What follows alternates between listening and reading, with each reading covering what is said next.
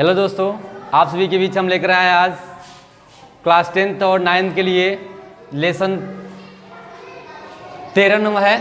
Class 9 का भी 13 है और क्लास 10 का भी लेसन 13 है, जो पृष्ठीय क्षेत्रफल तथा आयतन, सरफेस एरिया एंड वॉल्यूम्स, यानी इसके बारे में आज हम जानेंगे कि इस चैप्टर से संबंधित कौन सी सूत्र है, फार्मूला है और कौन सी आकृति के बारे में हमें क्या करना है, पढ़ना है। इसके बारे में संपूर्ण जानकारी हम लेते हैं। सबसे पहले आता है इसमें बेलन। क्या आता है? बेलन।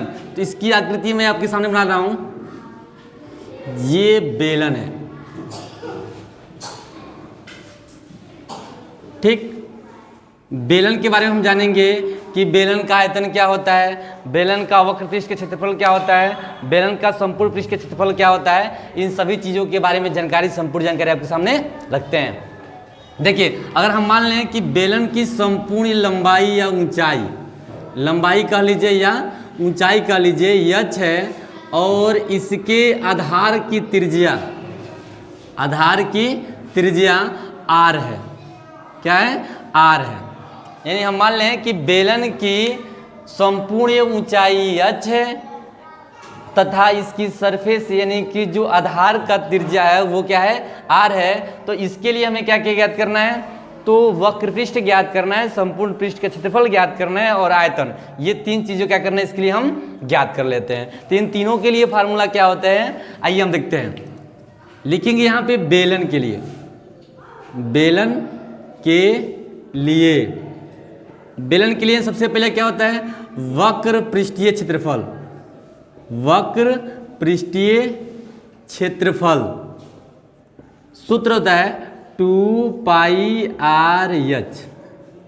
आज में वक्र पृष्ठीय क्षेत्रफल का सूत्र क्या होता है? 2πr/h। पहला समझ में आया? यानी कि हमने बेलन के लिए पहला पॉइंट क्या पढ़ा? वक्र पृष्ठीय क्षेत्रफल, जिसका मान होता है 2πr/h। दूसरा पॉइंट आता है इसका संपूर्ण पृष्ठीय क्षेत्रफल। संपूर्ण पृष्ठीय क्षेत्रफल, इसका मान आता है 2πr कोष्ठ में r+h। क्या होता है? 2πr और कोष्ठ में r+h। ये दो चीज हो गया। तीसरा चीज होता है बेलन का आयतन, यानी कि इसका हम आयतन लिखते हैं। आयतन यानी कि बेलन का आयतन क्या होता है? πr²h। क्लियर? हमने बेलन के बारे में संपूर्ण ज्ञान ले लिया। पहला क्या? बेलन के लिए वक्र पृष्ठ का क्षेत्रफल 2πr/h, संपूर्ण पृष्ठ के क्षेत्रफल 2πr कोष्ठ में r+h, आयतन का πr²h। पहला स्टेप समझ में आया सबको? दूसरा स्टेप में आते हैं हम शंकु। दूसरे स्टेप में क्या आते हैं? शंकु। आप देखे होंगे कोई भी बर्थडे केक के लिए हम इनवाइट करते हैं, उसमें जो टोपी आता है वो किस तरह का होता है? शंकु का होता है। अगर हम मान लें मान लें कि शंकु की तिर्यक ऊंचाई क्या है? यल है। शंकु की तिर्यक ऊंचाई क्या है? यल है। ठीक, इसकी तिर्यक ऊंचाई यल है और इसकी संपूर्ण ऊंचाई क्या है? h है और इसकी आधार की त्रिज्या कितनी है? r है। आधार की त्रिज्या कितनी है? r है।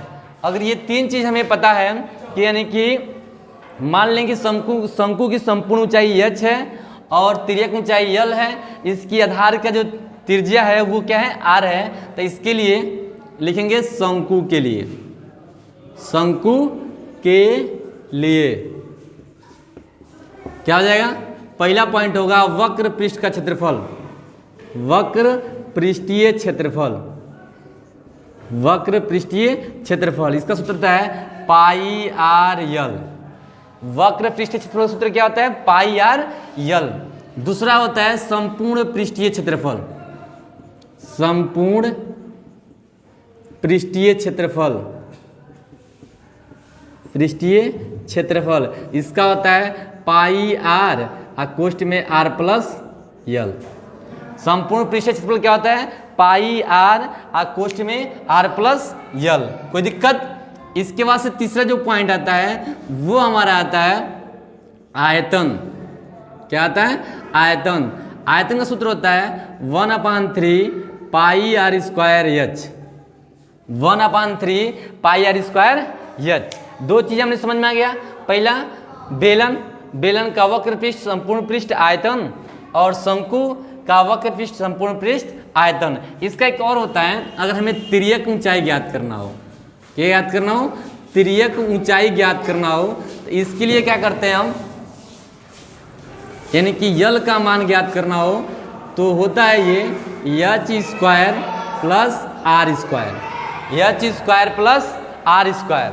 यानी कि हमने शंकु बेलन के बारे में जान लिया, शंकु के बारे में जान लिया। अब आते हैं हम गोला के बारे में। किसके बारे में जानेंगे, गोला के बारे में। यानी कि ये गोला है और इसकी त्रिज्या क्या हो, मान लें आर है, इसकी त्रिज्या क्या है, आर है। तो गोले के लिए तो इसका वक्र पृष्ठ का क्षेत्रफल, वक्र पृष्ठीय क्षेत्रफल, इसका जो मान होता है वो होता है 4 pi r square. 4 pi r square गोले का जो वक्र पृष्ठीय क्षेत्रफल होता है वो होता है 4 पाई आर स्क्वायर। दूसरा होता है संपूर्ण पृष्ठीय क्षेत्रफल, संपूर्ण पृष्ठीय क्षेत्रफल, इसका सूत्र होता है 6 pi r square, 6 pi r square. Clear.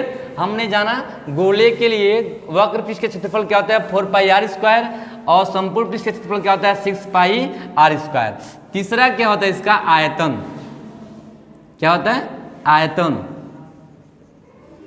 आयतन का सूत्र होता है 4/3 pi r cube, 4/3 pi r cube. Clear.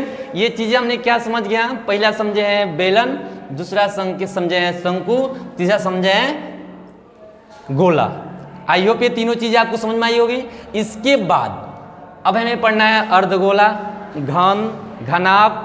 ठीक, ये सब आपको ये सब महत्वपूर्ण वीडियो देखने के लिए वीडियो में रहने अंत तक बने रहिए, जैसे कि मैं आज सभी के सभी आप जितना भी इसमें फार्मूला है सबको सब आपको लिए बता दूं, ये हमेशा के लिए लाभदायक है।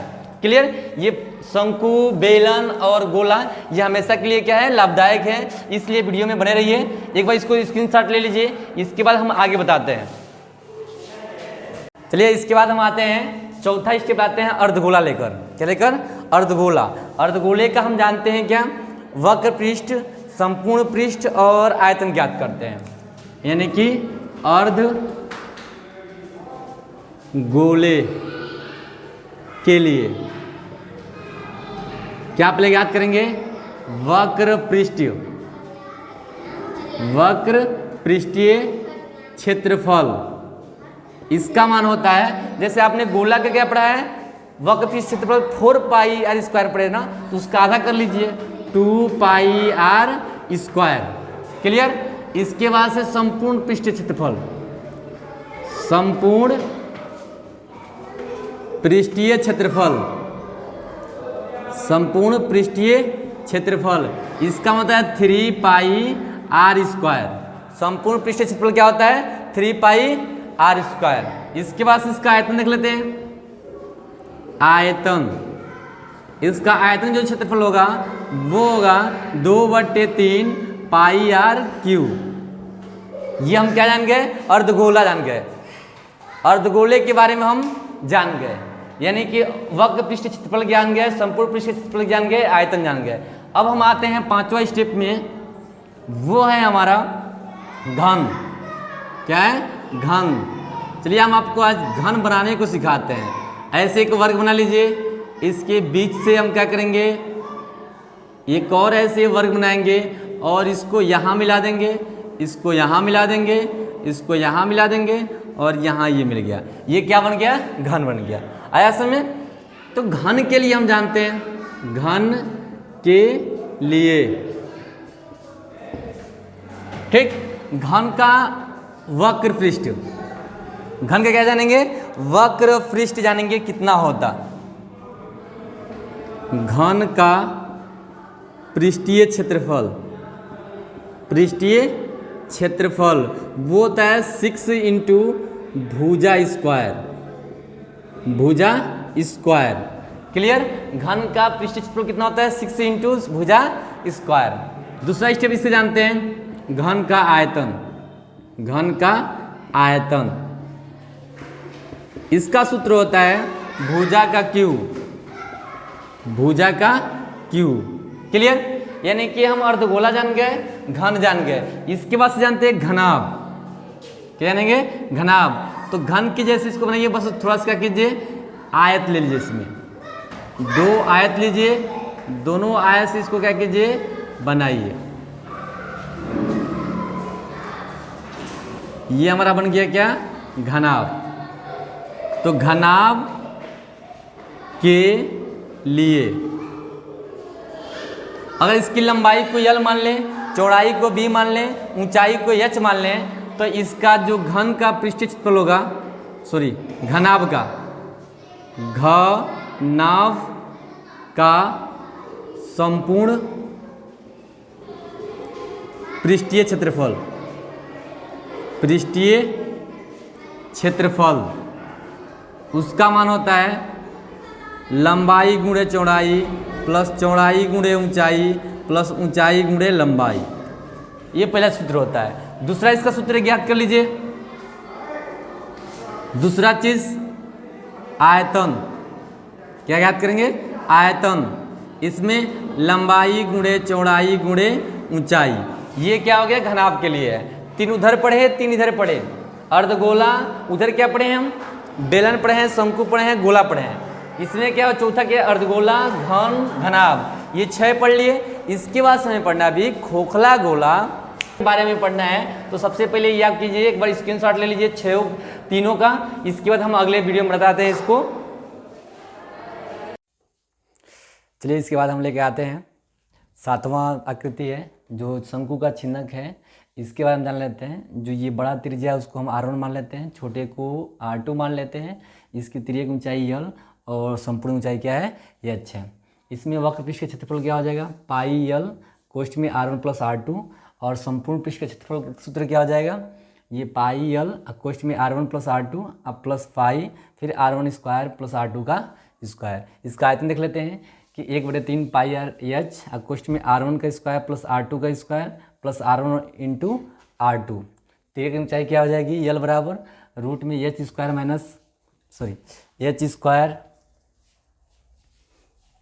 स्क्वायर प्लस यहाँ रहेगा H square plus R1 minus R2 का होल स्क्वायर है। ये तिर्यक इसकी ऊंचाई है। क्लियर? यानी कि हमने कितनी आकृति पढ़ लिया है? शंकु पढ़ लिया है, बेलन पढ़ लिया है, घन पढ़ लिया, घनाभ पढ़ लिया, गोला पढ़ लिया, अर्धगोला पढ़ लिया है। ठीक, ये शंकु का छिन्नक, इन 7 आकृति पढ़ लिए जो हमें क्लास 10th और क्लास 9th के लिए वेरी वेरी इंपॉर्टेंट है। ठीक ना? ऐसे ही शानदार वीडियो को देखने के लिए हमारे चैनल को लाइक कीजिए, सब्सक्राइब कीजिए, शेयर कीजिए। वंदे मातरम।